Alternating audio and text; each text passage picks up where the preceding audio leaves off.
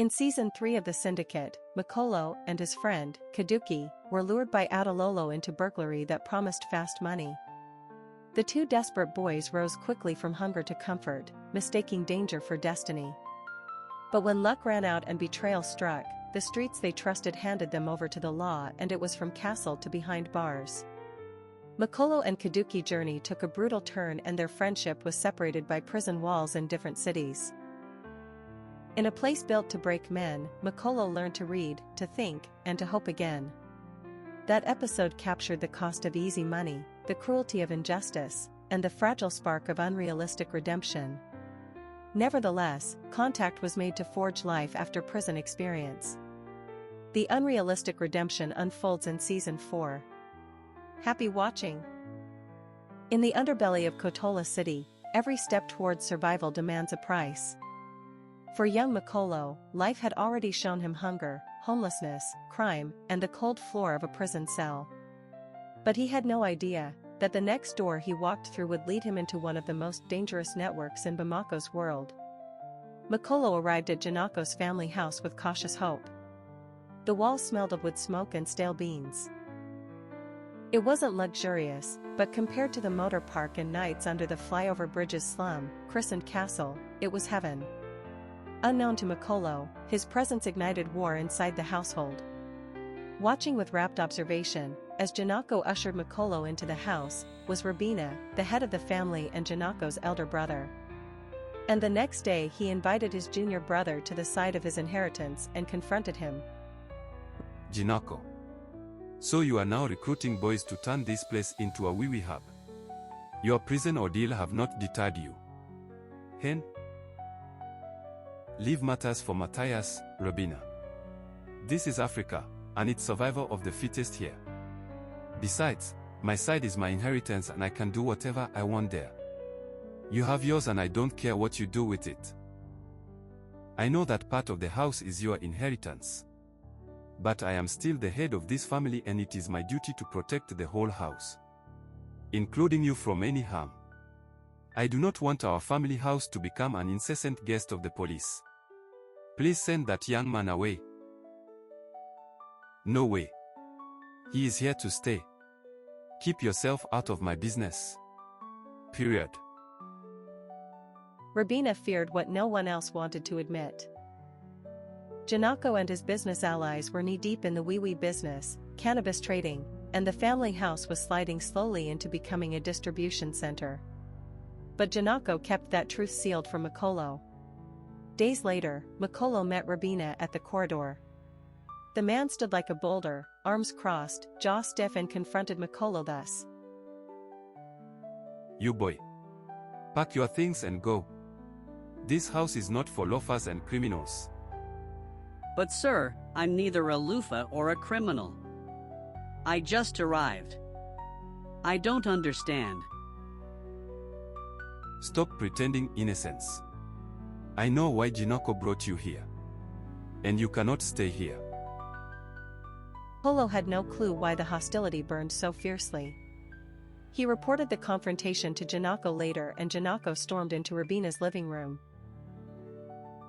Rabina. Why did you have to confront my guest? Is he living in your part of inheritance of this house? This is a family house. It is not a depot for selling wee. There was a scuffle but for the prompt intervention of the tenant. Rabina left the house in a frenetic mood to report the issue to Papa Lolo, their elderly uncle. Papa Lolo came to the house the next day and had this dialogue with the warring brothers. Enough of this fighting. If the boy must stay, then Ginako must promise to stop selling wee in this family house. Okay.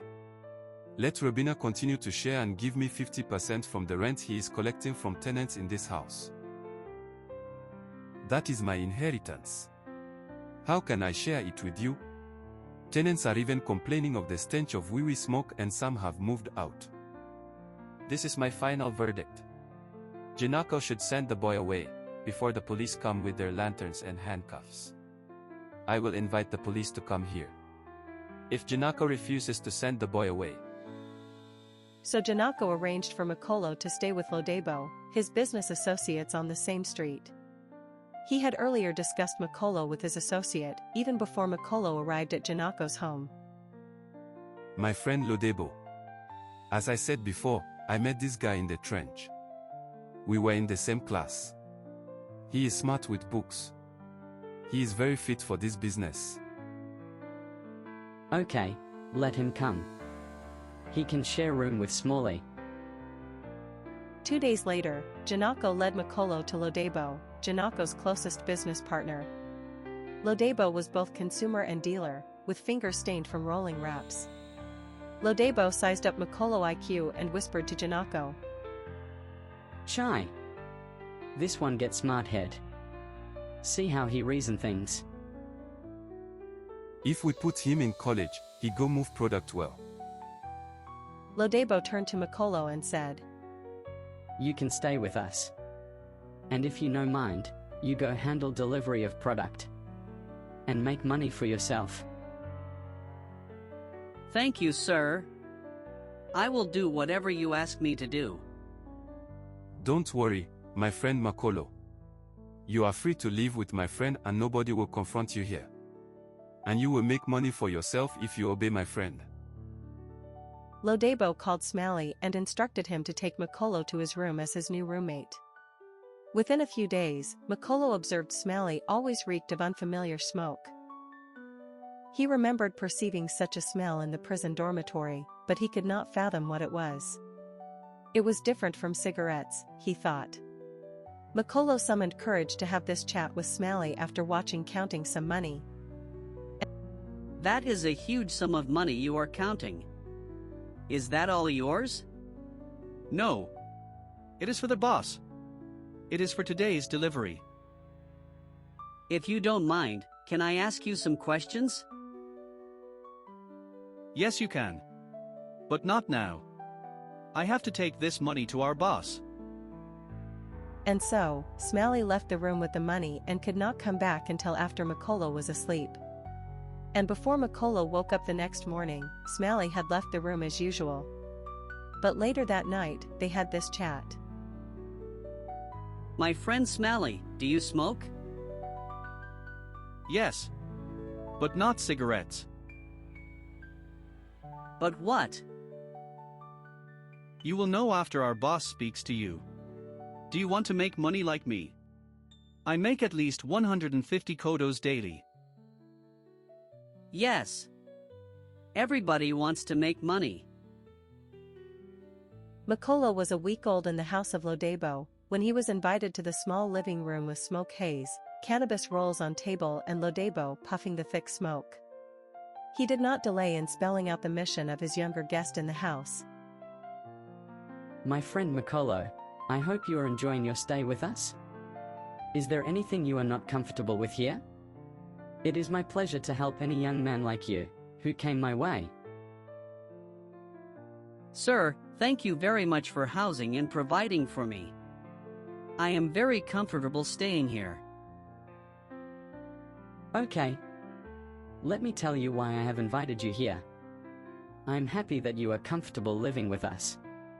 And that gives me the courage to formally welcome you to this family. This family is called the Syndicate. It is a large family beyond here and extending to other towns and cities. Before I speak further, would you like to be part of this family? Yes, sir, I would like to be part of it. Now, let me tell you that the sky is the limit of what you can become in this family. Ginako has told me about your potential and I can see it in you from our interactions.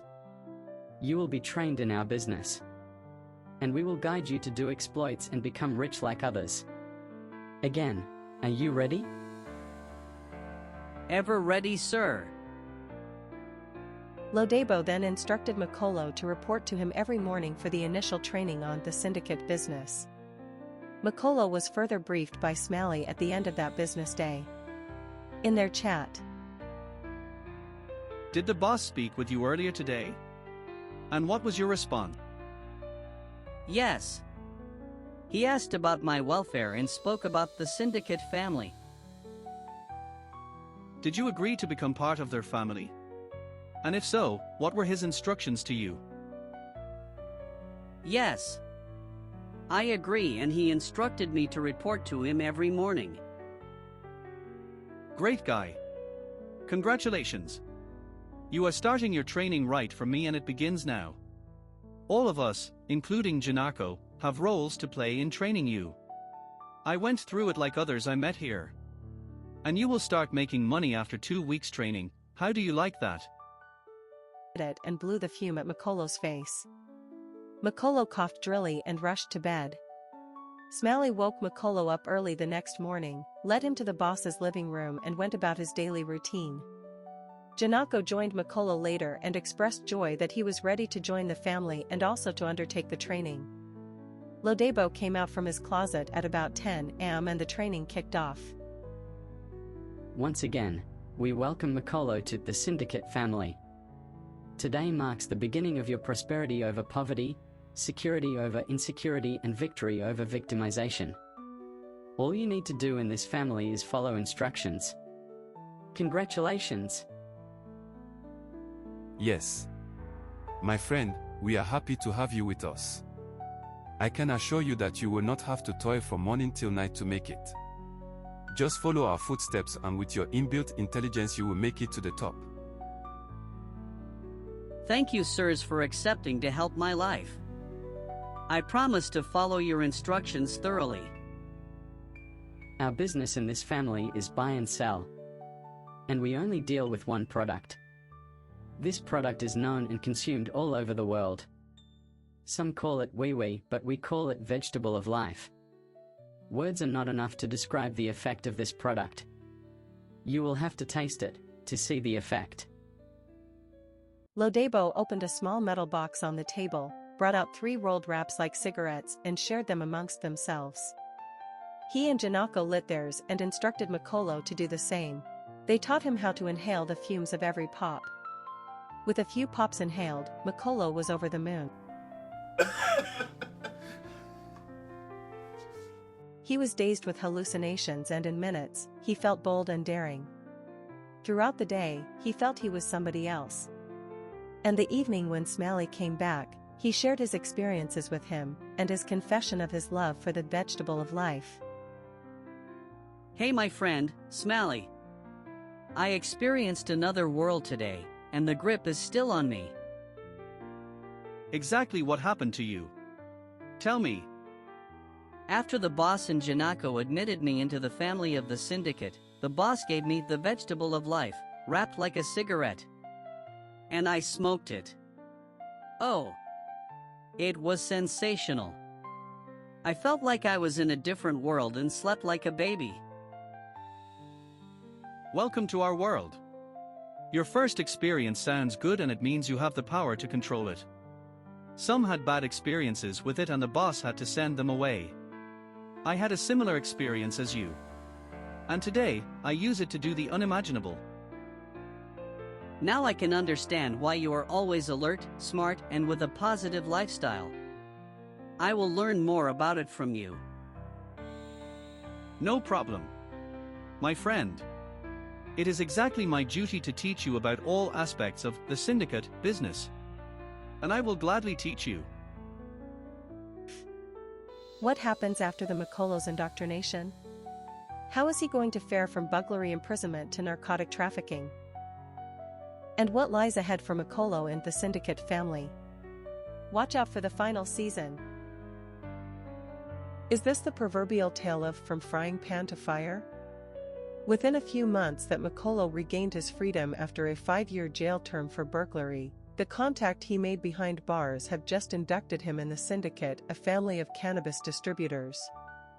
Is Makolo en route to possibly another time behind bars or to wealth and inglorious affluence? What awaits the son of a former commodity merchant and the richest of his community?